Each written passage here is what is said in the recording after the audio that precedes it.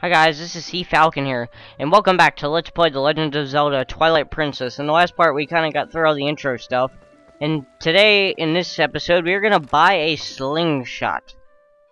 Because, you know, the kids want it, but for some reason they can't afford it. It's only, like, 30 rupees, man. Hi, what's up? You look depressed. Can I help you with something? What, your cat? Oh, well, why didn't you just go catch another fish? I mean, it can't be that hard to catch fish around here. You got a pond over there. What's the issue? You could just catch another fish, cook it, and you guys can eat that one. I mean, it's not like the... Oh, pet, so misunderstood. Alright, what's up with you? Yeah, I'm not working today. I'm just gonna take a nice stroll around the village and relax. What? Yeah, I don't think I'd bring home that beehive to her, buddy. That's not a good idea. Oh, no, don't do this. No, don't rock at a beehive, really? Think that was gonna work? Oh, yeah, well, you had that coming. I don't feel sorry for you in any way, shape, or form. Interesting to note, though, that actually is a nice little trick. If later in the game, if you're getting chased by bees, if you jump into water, they'll stop chasing you, so... That's a good little piece of... kind of a tutorial, actually, although you may not remember that by this point. And, hey, that's your cat? Catch a fish. Probably not without a cat fishing rod. I don't know what a fishing rod for a cat would look like, though. I mean, he'd probably just eat the bait off the end anyway. No, that's not true. Cats don't eat, like, worms and stuff like that.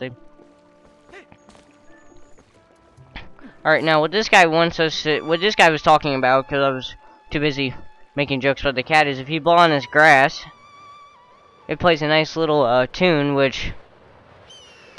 nice and peaceful, and it summons something that flies to you, and you'll find out that this is a hawk. And you can use this hawk to fly at several objects and either steal them, knock them down, or collect them if they're rupees, because you can throw the hawk at rupees. And this is how you actually knock the beehive down safely. You can also... The bees don't even come after you, they just disappear. Because they don't even know what happened, so you can see they're gone already.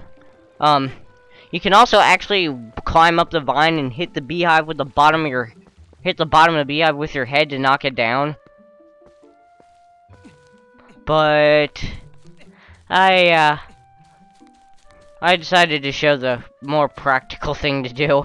Because I don't know anybody out there in the world who just says, oh, look, a beehive, I'm going to climb up and knock it down by running into it with my head.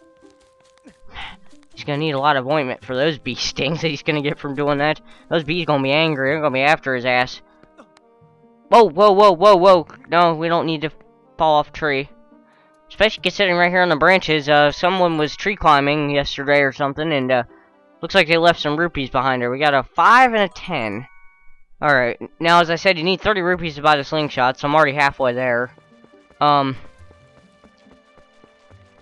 hi there, what's up with you? Morning.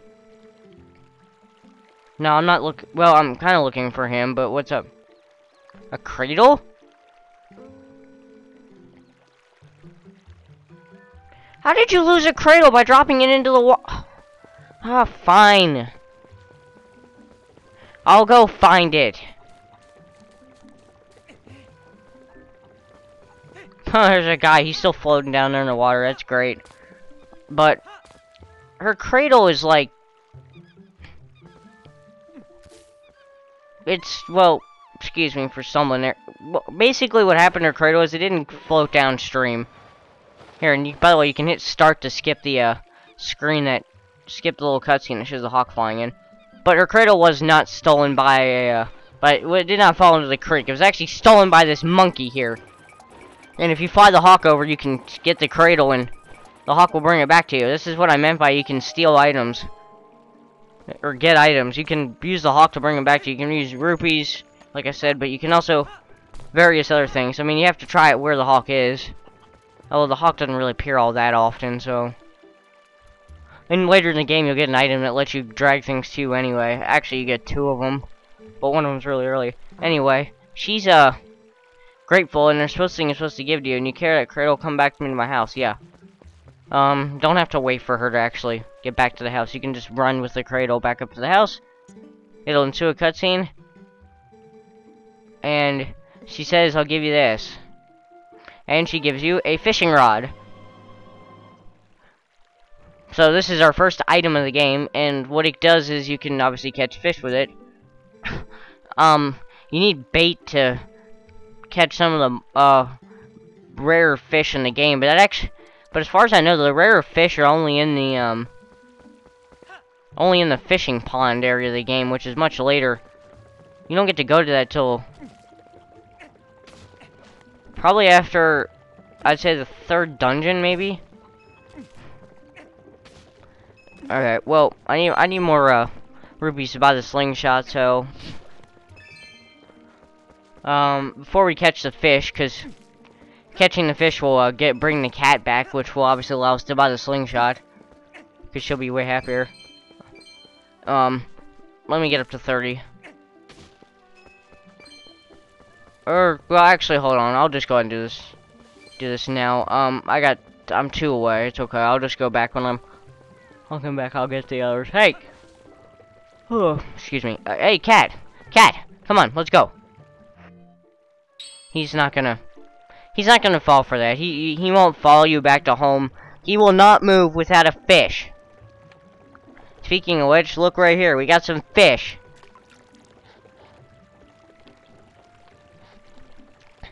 Let's catch one. Come on. Come on. So what you do is you put the thing in there, and then when the lure goes...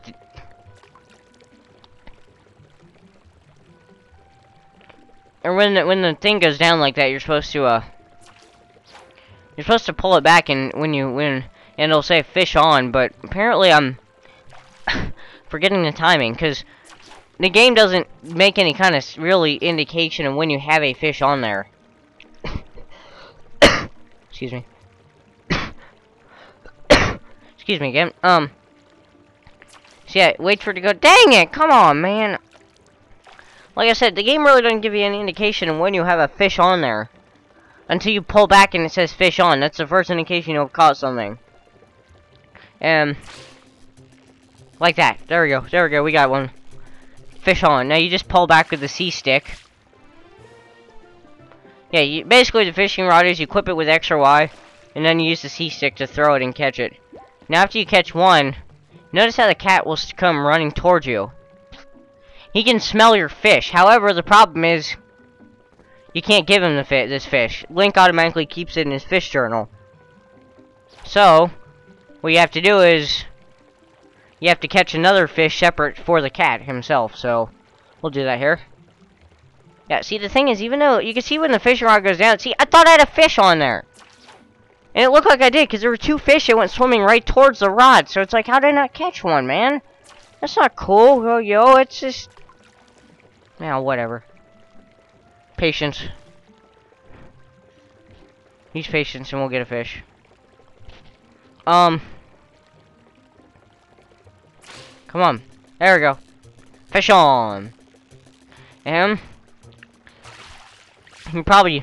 This pond only has green gills, by the way. So, and now, after you catch sick one, he drops it in... Look on Link's face, he's like, whoa! That cat must have really wanted that fish. I mean, he took off with that sucker. And he goes straight into the doorway there. The cat flap right there on the side of the, Sarah's Hat Sundries, store. And there you go. We got the cat. Now, actually, hold on. Before I go get the cat and talk to her, now that the cat's probably back home, let me show you where you can get, some rupees if you're running low. Or if, of course, you're impatient, you don't want to throw pumpkins around trying to get 30. There's a 10 rupee right there, and obviously I didn't show it, but, if if you look to your left there, you saw the hawk grass. There's a yellow rupee sitting on a cliff, a bit of a cliff right next there. So you can throw the hawk at that for another easy 10. So really, you can get the 30 rupees easily if you use that at the hawk, and then you climb the tree with the beehive. Anyway, back at Sarah's Sundries, you can see the cat is home, and Sarah is extremely happy. Gave him a nice bowl of milk. But that's not why he brought the fish back. He brought the fish back because he really wanted the fish. And now she gives you your first bottle of the game. Bottles, of course, have been a staple in the Zelda series. You can use them to hold all sorts of items. I'll just drink the milk now, because I'll be using that bottle for other stuff later.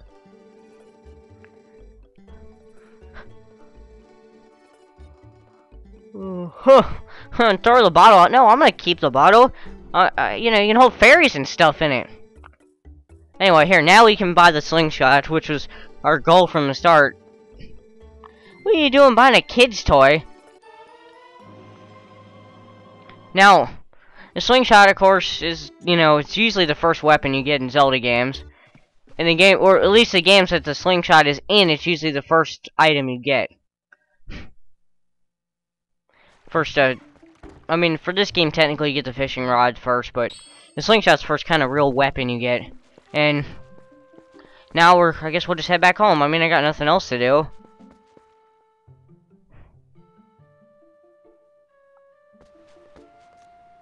Hey Russell, what's up, man? Hey. Oh, cool, sweet. Yeah, Switch fishing rod works alright. I'm just stupid and don't know how to control it. But thanks, man. Alright, now let's go back home. What the? Great, I got spiders crawling over my house. It's an infestation. Get off. Alright, so this is the first real enemy you're gonna fight in the game. They're called Waltolas, so you probably recognize the little tiny spiders from other Zelda games that crawl on walls and stuff.